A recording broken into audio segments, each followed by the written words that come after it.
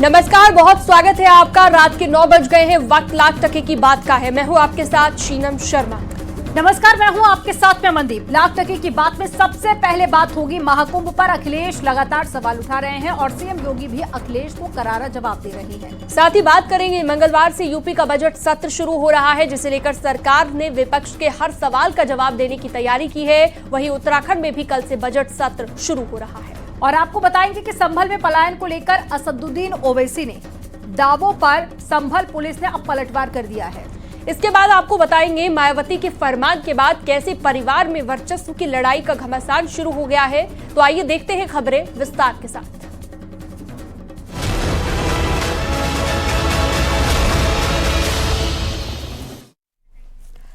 महाकुंभ को लेकर एक बार फिर से अखिलेश यादव ने सवाल उठाए हैं, जिसका सीएम योगी आदित्यनाथ ने जवाब दिया है।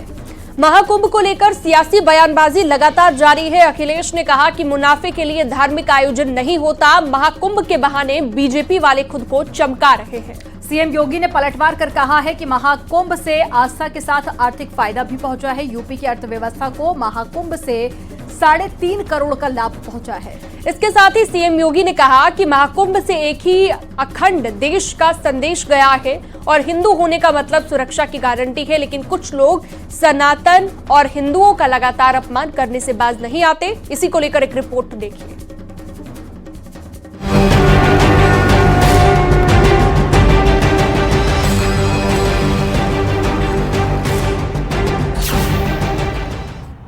महाकुंभ को लेकर सियासी बयानबाजी थमने का नाम नहीं ले रही है।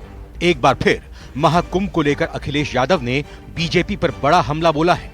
उनका कहना है कि धार्मिक आयोजन मुनाफे के लिए नहीं होते।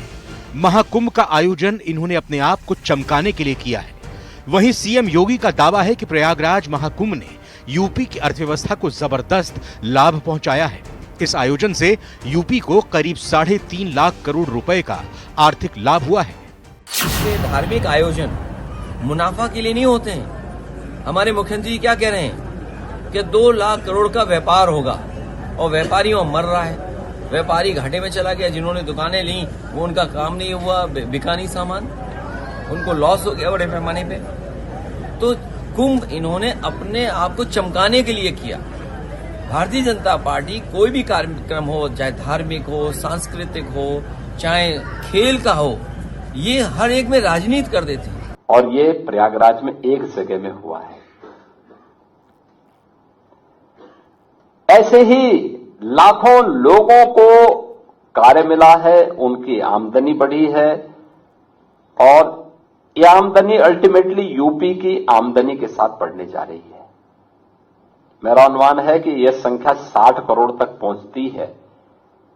तो मान के चलिए कि यूपी की जो इकोनॉमी होगी वह लगभग 3.25 से लेकर 3.5 लाख करोड़ रुपए की अतिरिक्त यूपी की जीडीपी में बढ़ोतरी होने वाली है। अखिलेश यादव ने महाकुंभ के बहाने योगी सरकार पर निशाना साधा। उन्होंने कहा कि सरकार कहती है कि उनका डिजिटल कुंभ था, लेकिन मरने वालों की डिजिट नहीं बता पा रहे हैं। वहीं सीएम योगी ने कहा कि महाकुंभ का संदेश एकता से ही अखंड रहेगा देश। हिंदू होने का मतलब सुरक्षा की गारंटी है। जो गिनती नहीं बता पा रहे हैं, कहते हैं हमारा डिजिटल कुंभ था, डिजिट नहीं बता पा रहे कितने लोगों की जान चली गई। के लिए भाजपा ने अपनी तैयारी ये कह रहे हैं कि इतने करोड़ आए, लेकिन मरने वालों की गिनती नहीं गिन पा रहे हैं। कि महाकुंभ का संदेश या महाकुंभ से संदेश एकता से ही अखंड रहेगा ये देश, एकता से ही अखंड रहेगा। हम सबकी एकता इस देश की अखंडता का आधार है और भारत अखंड है, सुरक्षित है, तो हम भी उसमें सुरक्षित हो जाते हैं। हमारे धर्मस्थल सुरक्षित रह जाते हैं, हमारे पर्व और त्योहारों की परंपरा सुरक्षित रह जाती है, हमारे मठ और मंदिर, हमारा धर्म सुरक्षित हो जाता है, हमारी बेटियां, हमारी बहनें सुरक्षित हो जाती हैं। हिंदू होने का मतलब भारत की एकता अखंडता की गारंटी देना। समाजवादी पार्टी के बागी विधायक मनोज पांडे ने एसपी पर ही हमला बोला है। उनका कहना है कि एसपी के लोग कुंभ को लेकर जानबूझकर अनर्गल प्रचार कर रहे हैं। सीएम योगी ने महाकुंभ को लेकर जैसी व्यवस्था की, उसकी विदेशों में भी तारीफ हो रही है। महाकुंभ का आयोजन ये केवल शब्दों से नहीं पिरोया जा सकता, अद्भुत, अकल्पनीय। और मैं समझता हूं कि जो कार्यक्रम आज उत्तर प्रदेश की सरकार और उसके माननीय मुख्यमंत्री आदरणीय योगी आदित्यनाथ जी ने करके दिखाया है, निश्चित रूप से इस पर कोई जो है टिप्पणी नहीं की जा सकती। पूरा देश और विदेश से भी आने वाले लोगों ने आज कुंभ की व्यवस्थाओं की सराहना की। महाकुंभ में अब तक 53 करोड़ से ज्यादा श्रद्धालु त्रिवेणी के पवित्र जल में स्नान कर चुके हैं। सीएम योगी का दावा है कि इन श्रद्धालुओं के आने से यूपी की अर्थव्यवस्था को मजबूती मिली है। वहीं विपक्ष लगातार सरकार के दावों पर सवाल उठा रहा है। न्यूज़ 18 के लिए ब्यूरो रिपोर्ट।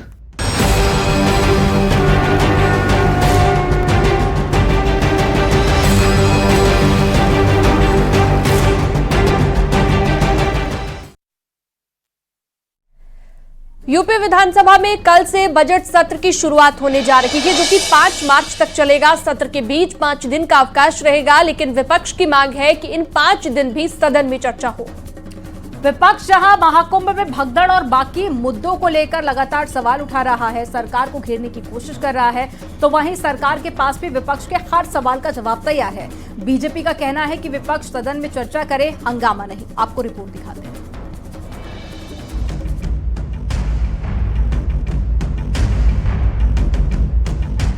यूपी विधानसभा में मंगलवार से बजट सत्र की शुरुआत हो रही है।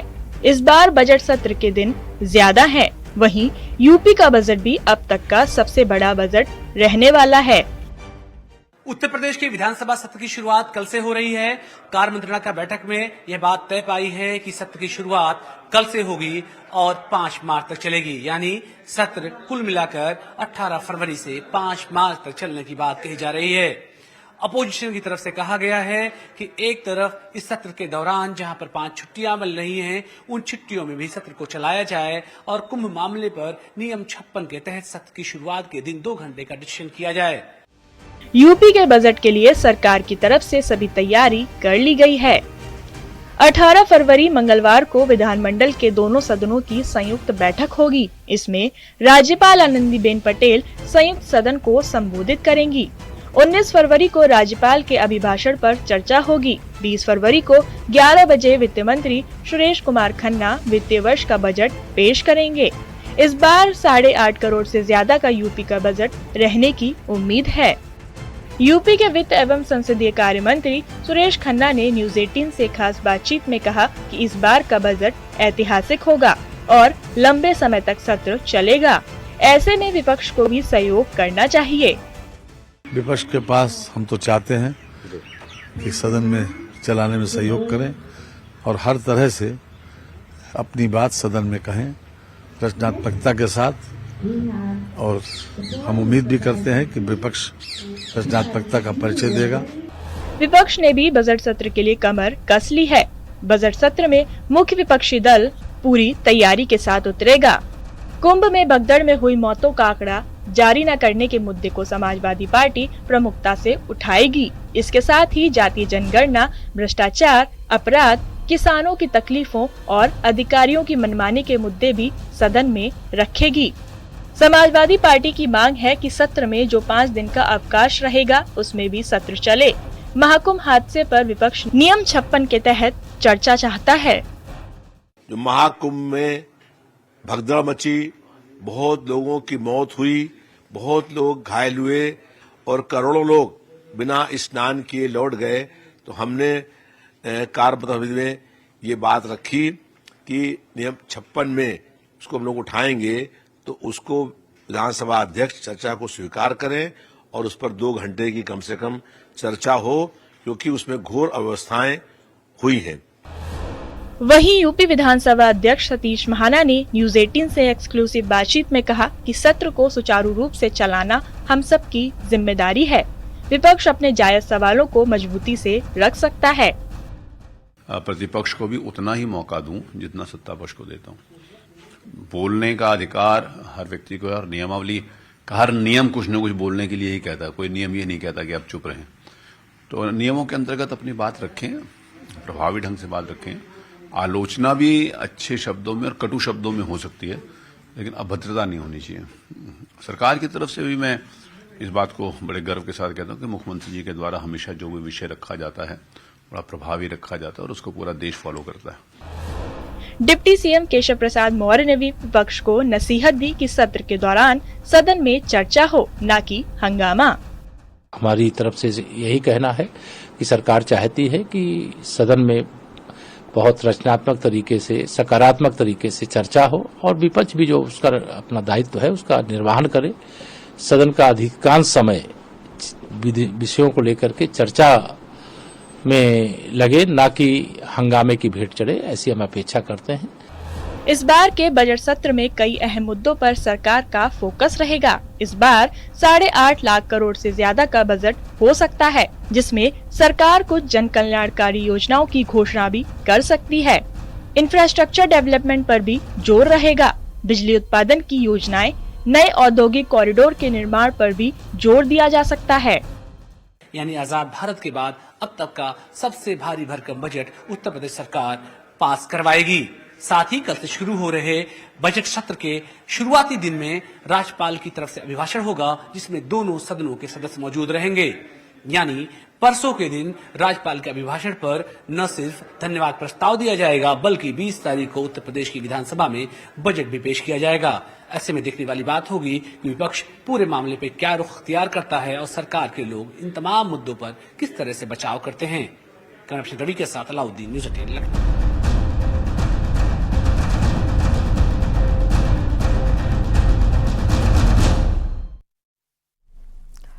कल से उत्तराखंड विधानसभा का बजट सेशन भी शुरू होने जा रहा है। इस सत्र में कई विधेयकों पर मोहर लगाने की तैयारी है। 20 फरवरी को उत्तराखंड का बजट भी पेश होगा। विपक्ष ने जहां तमाम मुद्दों पर सरकार को घेरने की तैयारी की है, वहीं बीजेपी भी जवाब देने के लिए तैयार है। ये रिपोर्ट देखिए।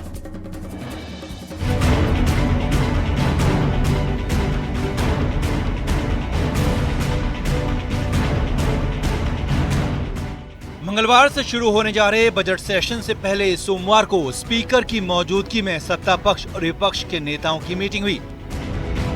इस मीटिंग में 20 फरवरी तक का एजेंडा तय किया गया। आगे के एजेंडे के लिए फिर से 20 फरवरी की शाम को मीटिंग होगी। अभी तक के तय एजेंडे के मुताबिक 18 फरवरी को राज्यपाल के अभिभाषण के साथ सेशन की शुरुआत होगी। 19 फरवरी को अभिभाषण पर चर्चा और धन्यवाद प्रस्ताव पारित होगा। 20 फरवरी दिन में 12:30 बजे वित्तीय वर्ष 2025-26 के लिए वित्त मंत्री बजट पेश करेंगे। उत्तराखंड का इस साल का बजट करीब 1 लाख करोड़ से ज्यादा का होने का अनुमान है। बजट सत्र के दौरान 2 विधेयक और 3 अध्यादेश भी पेश होंगे। बजट सेशन के लिए 30 विधायकों के 521 सवाल भी पूछे जाने हैं। टू द पॉइंट फैक्ट्स के साथ बात करें, ताकि हमारे मंत्री जो हैं, जो सरकार है, वो आपके जवाब ठीक ठाक दे सके। कार्य मंत्रणा में भी अच्छी बैठक हुई और उसके बाद 20 तारीख तक ये निर्णय हुए हैं, बिजनेस का निर्णय हुआ है कि क्या क्या कार्य होंगे। 12:30 बजे 20 तारीख को हमारा बजट पेश होगा। विपक्ष ने सरकार पर जानबूझकर सत्र की अवधि कम रखने का आरोप लगाया है और साथ ही आरोप लगाया कि सरकार सदन में चर्चा से डरती है। वहीं सरकार की तरफ से तीखा जवाबी हमला भी हुआ और कहा कि कांग्रेस के पास पूछने के लिए सवाल तक नहीं है, सिर्फ हंगामा करना इनका मकसद है। हमारा कहना है कि सोमवार के दिन 2 साल में सदन आहूत नहीं किया गया है और संभावना है कि यह जल्द सत्र खत्म करना चाहते हैं। हम कदापि ऐसा नहीं होने देंगे।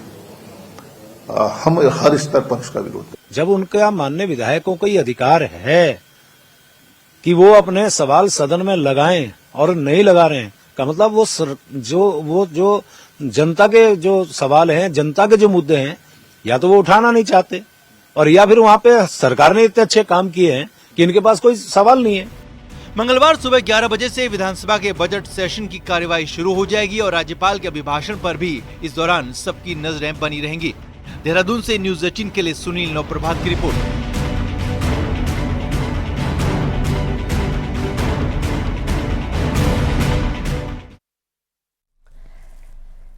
बीएसपी में इन दिनों सब कुछ ठीक नहीं चल रहा है। पहले मायावती ने अपने भतीजे आकाश आनंद के ससुर अशोक सिद्धार्थ को पार्टी से बाहर का रास्ता दिखाया, फिर किसी को भी उत्तराधिकारी नहीं बताकर सबको चौंका दिया। बीएसपी में पारिवारिक वर्चस्व की लड़ाई के संकेत मिल रहे हैं। वहीं समाजवादी पार्टी का दावा है कि बीएसपी के वोट बैंक की असली उत्तराधिकारी वही है, लेकिन बीजेपी ने तंज कसा है कि अगर पीडीएस साथ है तो हर चुनाव में हार क्यों मिल रही है। आपको रिपोर्ट दिखाते हैं।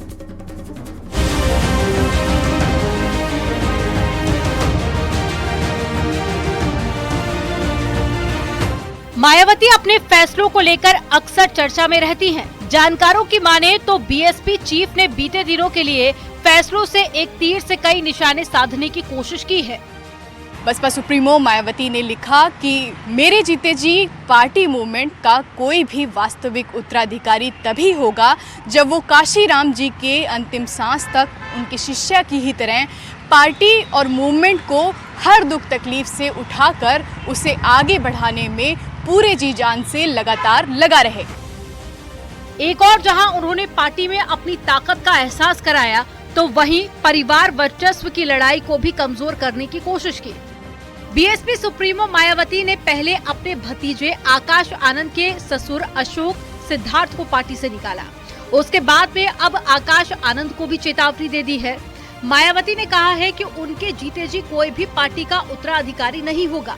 पार्टी के हर पदाधिकारी और कार्यकर्ता को काशीराम के बताए रास्तों पर चलना होगा। अब इसके बाद ये सवाल उठ रहे हैं, क्या आकाश आनंद मायावती की उम्मीदों पर खरे नहीं उतर पा रहे? क्या मायावती अपने भतीजे पर पूरा भरोसा नहीं कर पा रही? ऐसा क्या हुआ जो मायावती का अपनों पर भरोसा नहीं रहा?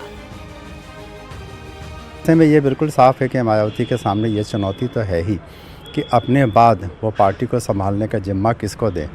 आकाश आनंद के साथ जो उन्होंने प्रयोग किया था वो एक ऐसा एक्सपेरिमेंट था जो एक बार उन्होंने किया, फिर उसे वापस लिया, फिर उनको जिम्मेदारी दी और अब उन्होंने न केवल आकाश आनंद के लिए कोई स्पष्ट निर्णय नहीं लिया है, बल्कि सिद्धार्थ के लिए भी उन्होंने कहा है कि वो भी पार्टी के कामों से अलग कर दिए जाएंगे या कर दिए गए हैं।